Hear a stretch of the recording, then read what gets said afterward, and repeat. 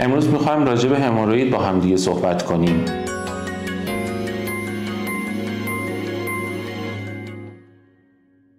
من دکتر حامد واثقی هستم، فلوشیپ جراحی کولورکتال. در خدمتتون هستم تا توضیحاتی رو در این مورد عرض کنم خدمتتون.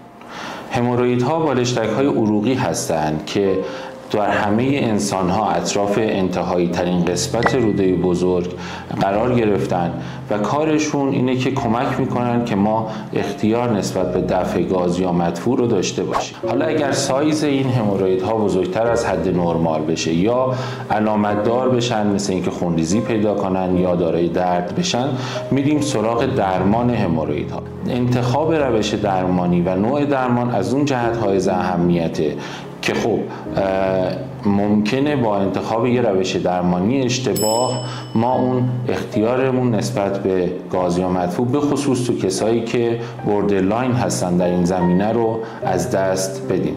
ممنون از حسن توجهتون.